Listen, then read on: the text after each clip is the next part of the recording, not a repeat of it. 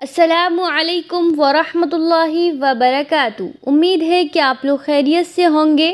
آج ہم لوگ جانیں گے کہ 10 محرم کا کیا کوئی خاص غسل ہوتا ہے۔ بہت سے لوگ یہ سمجھتے ہیں کہ 10 محرم کا کوئی خاص غسل ہوتا ہے، تو آئیے جانتے ہیں مفتی اے قاسمی صاحب سے کیا ہے اس کی حقیقت۔ 10 محرم یعنی یوم عاشورہ کے غسل کے بارے میں بہت سارے لوگ بتاتے ہیں، اور بہت سارے مسلمان یہ سمجھتے ہیں کہ 10 محرم کا کوئی خاص غسل ہے۔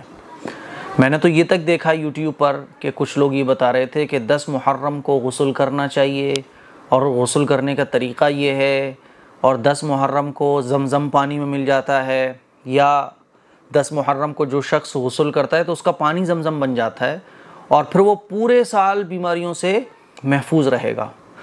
تو میں نے بہت کوشش کی کہ بھئی اس طرح کی کوئی حدیث مل جائے، علماء اکرام سے معلوم کیا، کیونکہ ظاہر ہے ایسا نہیں ہے کہ بس میں جو سمجھ رہا ہوں وہ ٹھیک ہو، اس لیے میں نے بہت سارے علماء سے معلوم کیا کہ بھئی آپ نے کوئی ایسی حدیث پڑھی ہو۔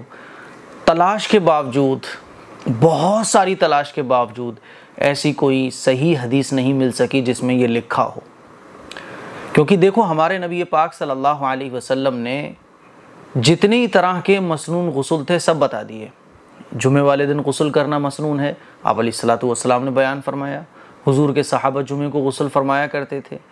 عید کے دن غسل کرنا مسنون ہے، حضور علیہ الصلوۃ والسلام غسل فرماتے تھے اور حضور کے صحابہ غسل فرماتے تھے۔ تو جو چیز سنت ہوتی ہے وہ تو بہت مشہور ہوتی ہے، اور اس کو صحابہ نے کیا ہوتا ہے، کیونکہ ایسا ہو ہی نہیں سکتا کہ کوئی چیز مسنون ہو اور حضور کے صحابہ اس پر عمل نہ کرتے ہوں۔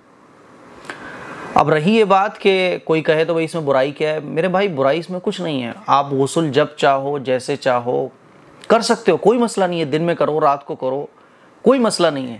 لیکن پرابلم یہاں آتی ہے کہ جو چیز سنت نہیں ہے اسلام میں، جو چیز ضروری نہیں ہے اسلام میں، جس چیز کی کوئی فضیلت اس دن میں اسلام میں بتائی ہی نہیں گئی ہے، وہ لوگوں کے بیچ جب چلنے لگتی ہے تو پھر یہ بدعت بن جاتی ہے، سمجھ رہے ہیں؟ اور پھر کچھ سالوں کے بعد، ایک جنریشن گزرنے کے بعد دوسری جنریشن اس کو ضروری سمجھتی ہے، فرض سمجھتی ہے۔ یہ بگاڑ ہوتا ہے، اور دین اسلام نام ہی اس چیز کا ہے کہ جس چیز کی فضیلت بیان کی گئی ہے اس چیز کی فضیلت کو اتنا ہی سمجھا جائے جتنا شریعت میں بیان کیا گیا ہے۔ میں اس کی ایک مثال بھی دیتا ہوں، جیسے دین میں کوئی چیز سنت ہے تو اس کو سنت ہی سمجھا جائے، اگر کوئی اس کو فرض سمجھ لے یا سنت سے نیچا سمجھے، مستحب سمجھ لے، تو یہ بھی غلط ہے۔ شریعت نے جس چیز کو جیسا بیان کیا ہے اس کو ویسا ہی سمجھ کر اس پر عمل کرنا، اسی کا نام اسلام ہے۔ اب غسل آپ جب چاہیں جب کرو، لیکن اگر کوئی یہ سمجھنے لگے کہ 10 محرم کو غسل کرنا ضروری ہے، یا اس کا ثواب بہت زیادہ ہے، یا 10 محرم کو پورے پانی میں زمزم مل جاتا ہے اور تمام بیماریوں سے وہ پوری سال محفوظ رہے گا، تو یہ وہ باتیں ہیں جن کو رسول اللہ صلی اللہ علیہ وسلم نے بیان نہیں فرمایا، حضور کے صحابہ نے بیان نہیں فرمایا۔ تو ہمیں ان چیزوں سے محرم کے مہینے میں بچنا چاہیے جن کی دین میں کوئی اصل ہی نہیں ہے، بس چل رہی ہیں۔ محرم میں بہت ساری چیزیں چلتی ہیں۔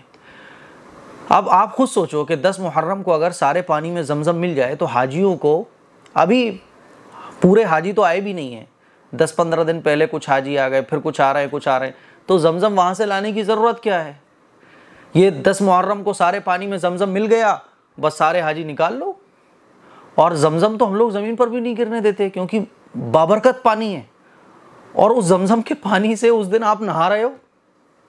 تو یہ وہ باتیں ہیں جن کی اسلام میں کوئی اصل نہیں ہے، یہ تو میں نے آپ کو سمجھانے کے لیے بتا رہا ہوں، ورنہ ان چیزوں کی کوئی حقیقت ہی نہیں ہے۔ تو 10 محرم کا کوئی غسل نہیں ہے، سمجھ رہے ہیں؟ ہاں ویسے ہی غسل کرنا چاہتے ہو تو کر لو، بھئی آپ کو عبادت کرنی ہے کر لو، لیکن جو فضیلتیں 10 محرم کو غسل کرنے کی بتائی جاتی ہیں ان کی کوئی حقیقت نہیں ہے۔ اسی لیے یہ دین کی باتیں آپ کو سمجھنا ضروری ہیں، ورنہ 10-20 سال 50 سال کے بعد یہ چیزیں سنت سمجھی جائیں گی، اور جو سنت ہیں ان کو لوگ بھول جائیں گے۔ بے شک مفتی صاحب نے بہت اچھی بات کہی اور بہت اچھے سے سمجھایا۔ اس کلپ کو شیئر کریے گا، دوسروں تک پہنچائیے گا، تاکہ سبھی کو پتہ چل سکے کہ 10 محرم کا کوئی خاص غسل نہیں ہوتا ہے۔ السلام علیکم ورحمۃ اللہ۔